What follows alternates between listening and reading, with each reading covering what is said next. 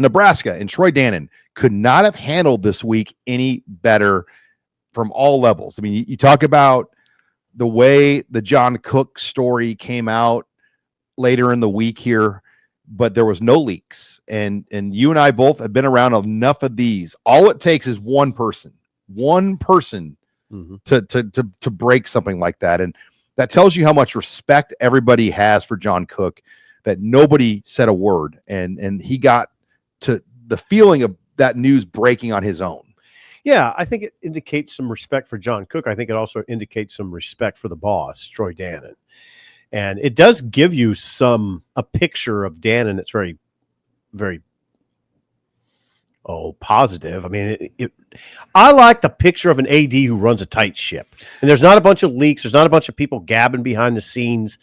I know you would say maybe, no, we benefit from people gabbing behind the scenes. We kind of do, but I like the picture better of a tight ship, and that's what it indicated. I would have hated to have been in that position to have it leak and we knew, and then have to make that decision. Do we break this before they announce it? Right, because what you're talking about is integrity. Integrity. Integrity is an important word, but I would think of the players. The players got to find out from our Twitter account. I mean, that's how you want this to go down? This incredibly massive news of John Cook, the 68-year-old icon. He's going to retire, and we're just going to say, according to sources, and that's how Harper Murray's going to find out about John Cook. That's sort of a bad picture. It's kind of like winning an argument with your wife. You actually really lose. Like, you may have won the argument, right, but it doesn't feel like a win. You're in trouble for a long time.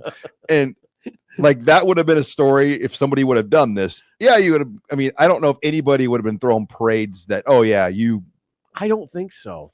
You disrespected the play. I mean, right. But then there are true journalists, right, that would be like, that is our duty and our job. Yeah, it is too. It's a tricky one. I also thought, Sean, underrated in Detroit. I know we're doing this thing where we're showering praise on Troy Dannen, but this is a smaller thing, but it was important to me. Did you notice? Okay, so John Cook had his farewell press conference, and it was a big deal. There's a zillion media there, and this was on Thursday morning. And Dan and Troy, of course, he introduced him. He kind of started off the ceremony, and he handled it perfectly. And it was Troy Dannen was at the podium for 2 minutes. That's it. As it should be. Right. He didn't make it about himself at all.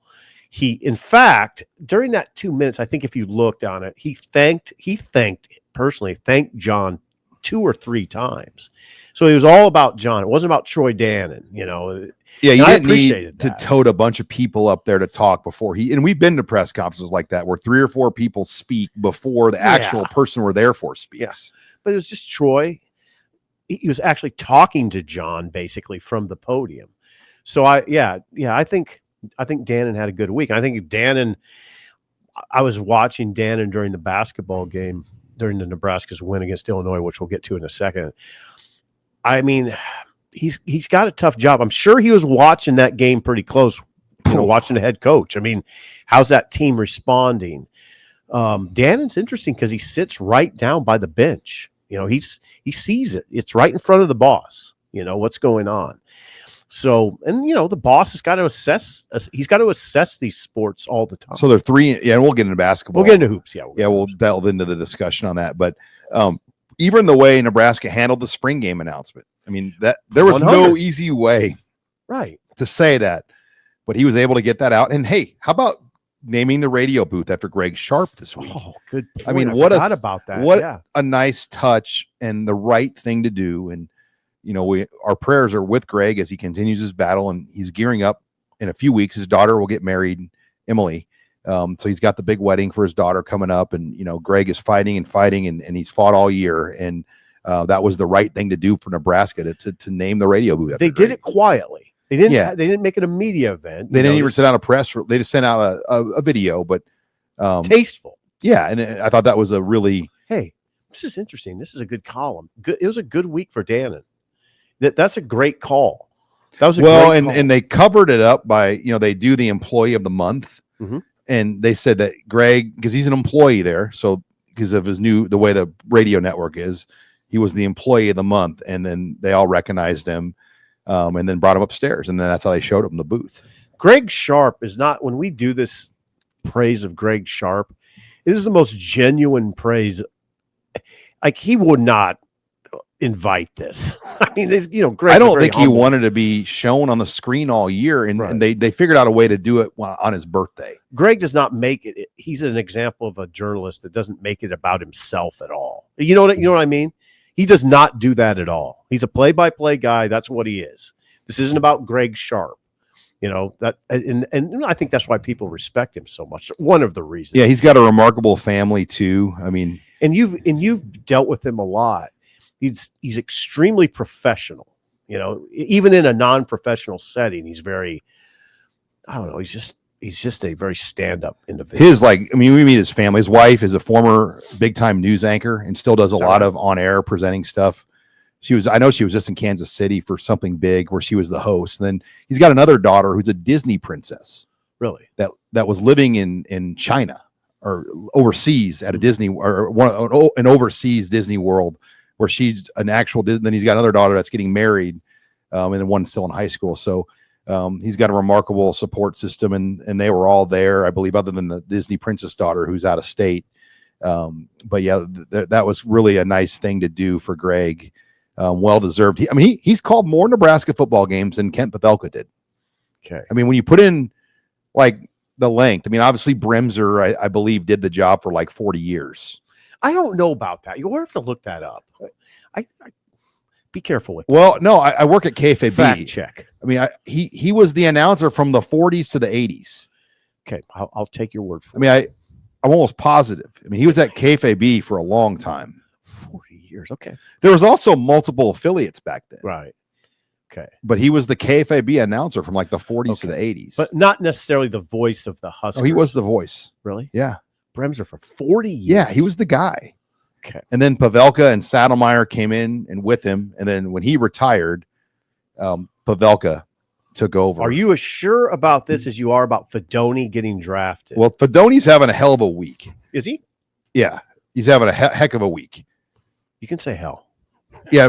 Lyle Bremser did 42 seasons. He did 42 seasons of the play-by-play of the Husker football play-by-play?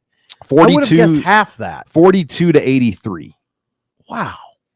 That's remarkable. Because he must have started very young, right? What's scary is by the time we're done with our career, it's going to be more than that, probably. Let's not talk about that one. You're pushing 42 seasons. Like, God, for the young listeners, like, man, that Steve said he's like a Lyle Bremser. I'm really not. I'm in like the 30 range right now. Lyle Bremser, though, like you never actually saw him off cuff. Like this dude kind of like, it was always like the like he didn't do a lot. He felt like there was no YouTube. Well, he's just very private. He didn't do a lot of like things about himself. It was easier to do. It was easier to be that way back then, right? That was a much more appealing time. It was like Johnny Carson. For as big as he was, like off the air, you never saw Johnny Carson. Right. It was a different era of a better time. That's how you are, though. Yeah, I try to be as much as I can. When you go to Planet Fitness, like you almost got to do a show there now. No, I would say that the people of Planet Fitness are very kind and they let you be. Yes. But yeah, what a week. And then obviously Danny Busboom. The way that was done. And then they were able to. Oh, yeah. And I don't know if this was planned, but time out the basketball game to have John Cook and Danny Busboom go out on the court. Uh-huh. And then Danny went back to Louisville, and then she'll be back here next week. Yeah, if you're a Nebraska fan, you came out of Thursday feeling pretty good about a lot of things. The way all of that went down with John Cook and Danny Busboom, right up to the point where they're introduced on the court during the game. The fact that Nebraska won, Zach Taylor's courtside, very low key. Yeah, Zach Taylor was like buried in the notebook. It wasn't even. It was like the quick hits in the notebook. It wasn't even like one line in the notebook. It wasn't even the note. The Indianapolis or Cincinnati Bengals head coach, the last offensive player at Nebraska to win Big 12 Player of the Year, Conference Player of the Year on offense, and to my knowledge, I don't think he was recognized. Now they showed him on I believe they showed him on Fox on FS1 on the telecast. but I don't think they showed him. Like, according to Robin, they didn't show him. I didn't get to go to the game. I went to the game. If he was shown on the big screen or acknowledged in any way, I simply missed it. So I don't think he was. I mean, I trust Robin's word on that one. I don't think he was. He kept a very low profile. He was seated at courtside. His little boys are really into it. I mean, they watch all the games, is my understanding. Zach, yeah, they were seated right on the opposite side of Nebraska's bench. So Nebraska's players were facing him. He was with David Graff, the CEO of Huddle, or the head of Huddle. And Zach's style is to stay low profile, though, right? Oh, yeah. I mean, not some there's head coaches would treat that situation. Some would treat it differently than others. Zach would always trend toward low profile. I would say in a lot of cases, majority of NFL coaches probably can live a lower profile life than a college coach. Yeah. Yeah. Like, I couldn't even tell you like who some of the coaches are in the NFL.